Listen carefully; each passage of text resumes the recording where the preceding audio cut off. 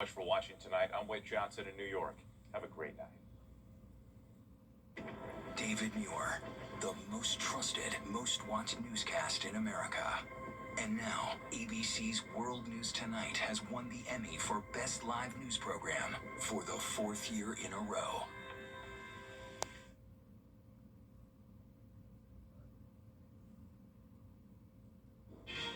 Right now on News Channel 6 at 7, new details in the quadruple homicide investigation in Burke County. We'll hear from one of the victims' family members. And Congressman Russell Fry announces his endorsement to which candidate in the race for the Republican nomination for South Carolina U.S. Senate. We'll have the latest as your News at 7 starts right now. Live from Television Park, this is WJBF News Channel 6 at 7. Well, good Friday evening to you. I'm Kim Vickers. Thank you so much for joining us. Our coverage you can count on begins with new details in that quadruple murder that rocked Burke County over the weekend. The sheriff and lead investigator in the case laying out the timeline of events that led to the shootings. They say it all began August 5th when Adolphus Morris got into an altercation with Betty Fort. They say Walter Bunch and Rebecca Oglesby broke up that altercation. After that, they believe Morris went to a pawn shop in Jenkins County where he bought a gun. A week ago, on August 7th, they say he used that gun to shoot and kill Betty Fort and her daughter, Jessica Carroll.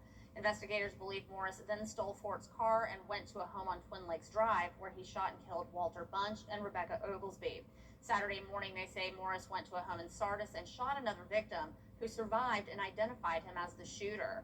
Morris was tracked down by deputies and killed in a shootout early Sunday morning. I want you to know my thoughts and prayers are with the family. Thank you for being here today. And it's also with the officers involved in this awful incident.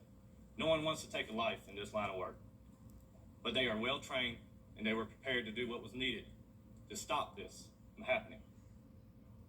Investigators have also charged Morris's sister, Patricia Morris, with hindering the apprehension of a criminal.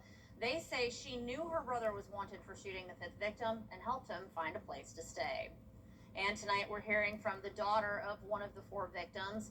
Brittany Oglesby said she had just put her children to bed and was ready to go to sleep when she got the call she never expected to hear.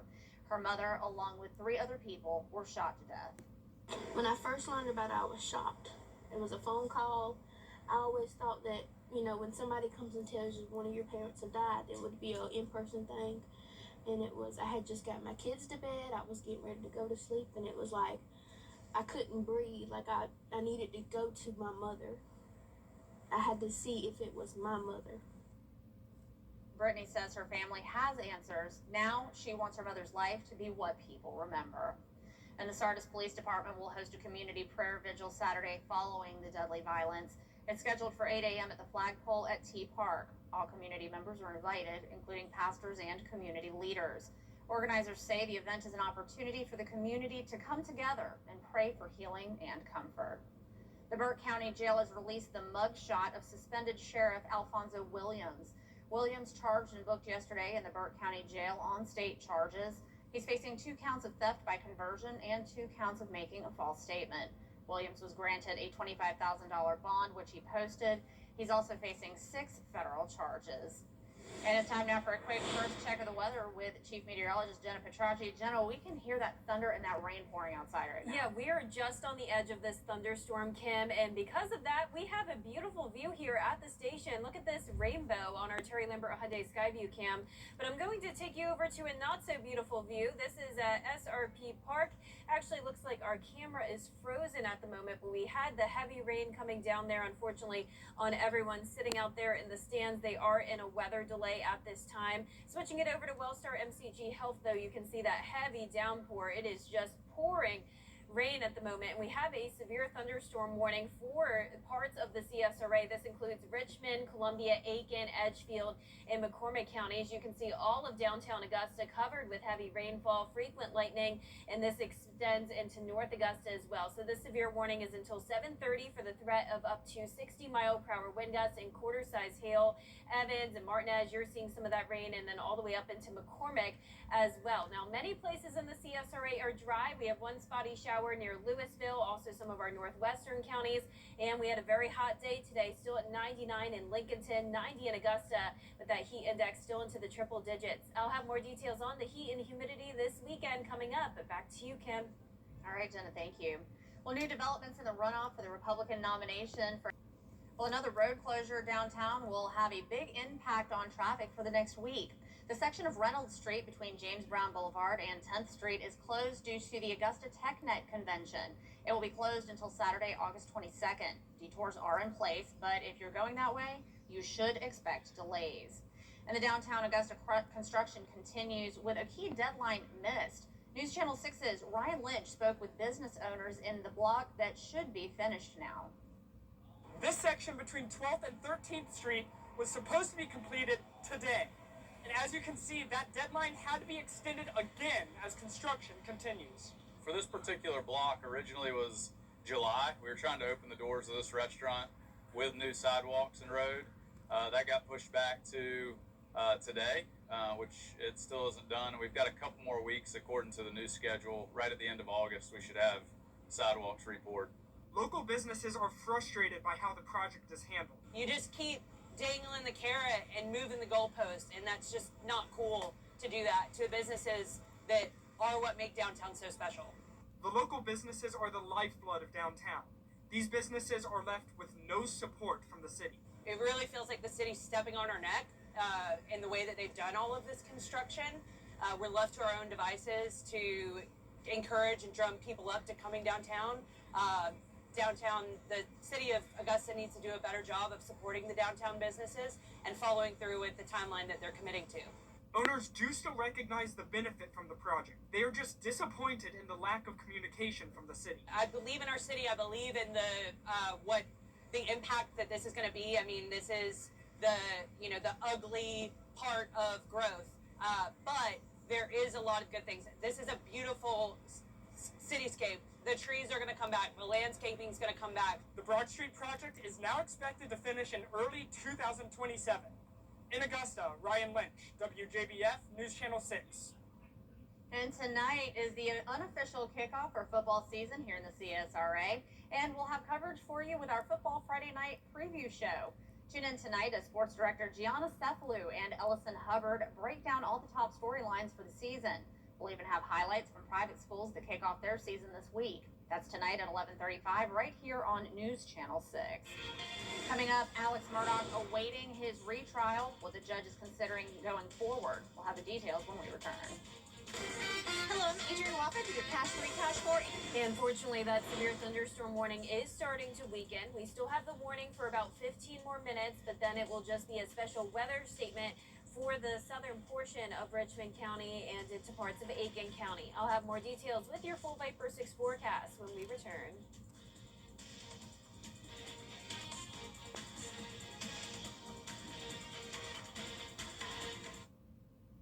A drunk driver comes. Don't keep office hours, and neither do we. Any day, anytime, just call all nines, and you'll reach a real person that's ready to help. Think sync.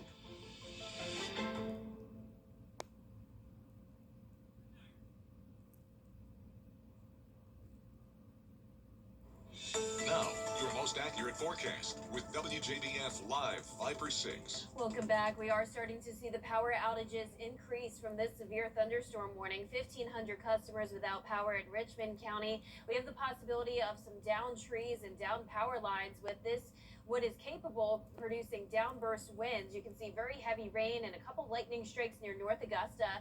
Luckily, it's definitely weakening. This severe thunderstorm warning still goes on until 7:30 p.m. But then as we move down towards the south, Augusta Regional Airport seeing some of that light rain, and you can see this additional polygon. That's just a special weather statement until 7:45 p.m. So once it moves to around Augusta Regional, that's when it will no longer be severe warned.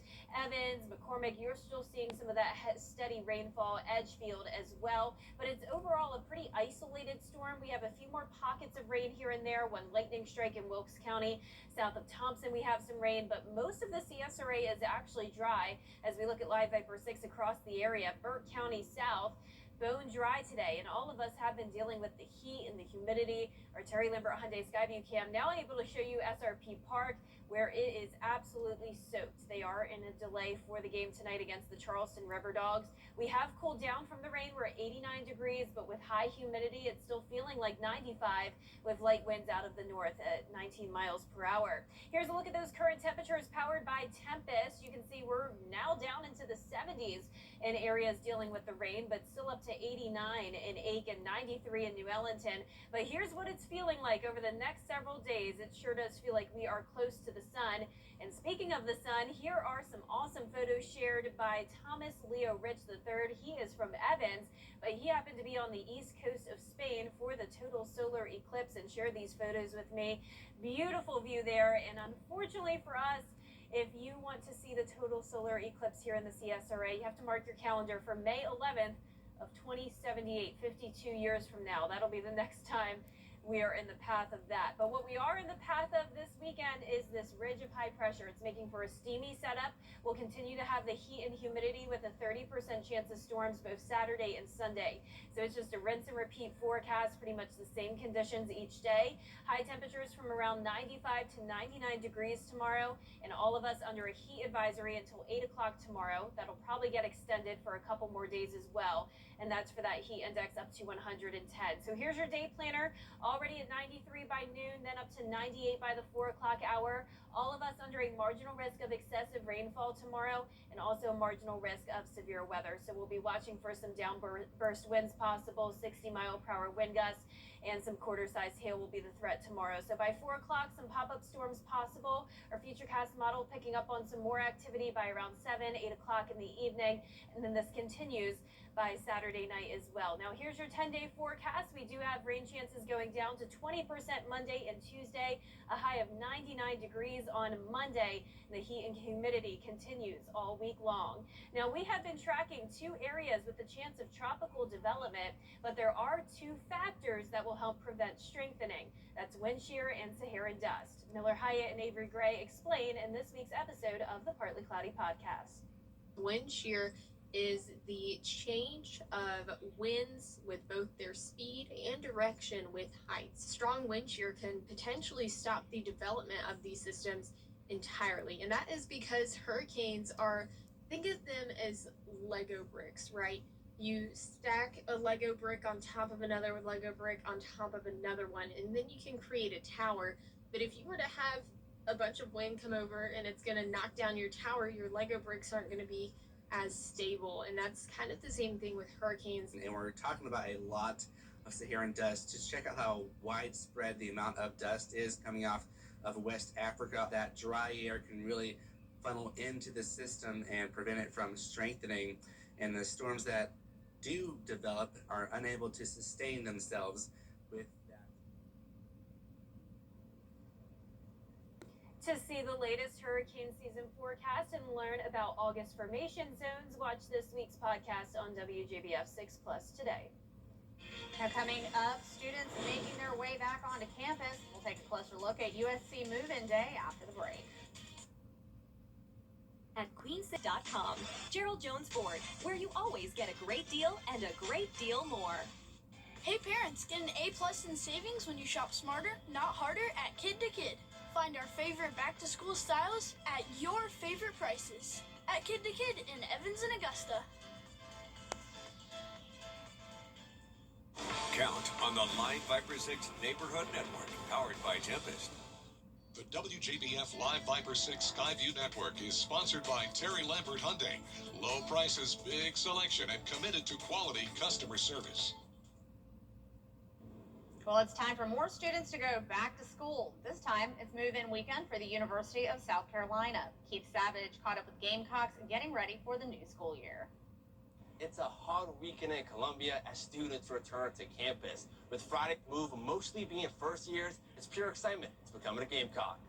More than 9,000 students are moving into the University of South Carolina this weekend. For the people who moved in Friday, they said the process was easy. It was really smooth. They just checked us in and it was easy. We just came up, unloaded our stuff, and that was it. Smooth and easy. Spectacular.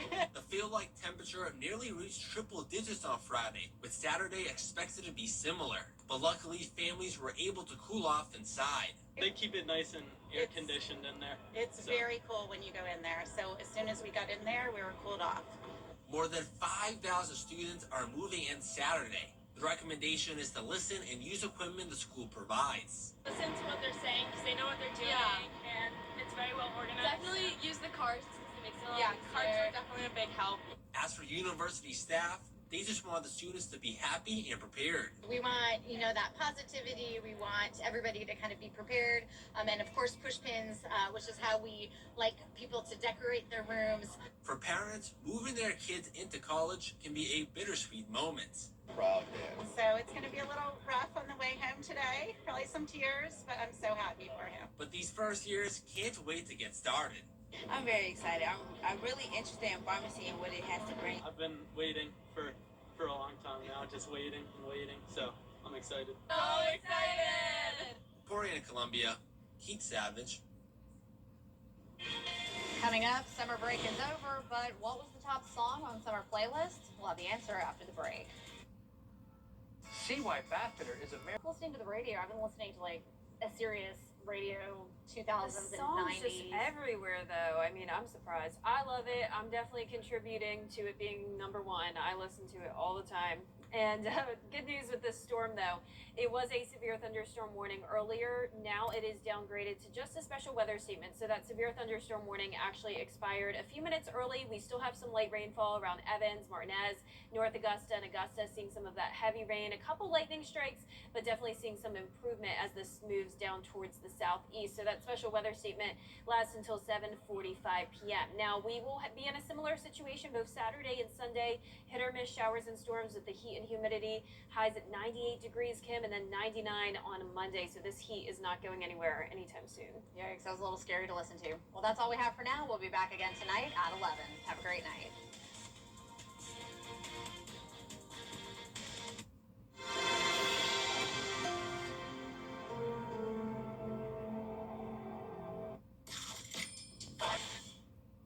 The People's Court, weekday mornings at 10 on News Channel 6.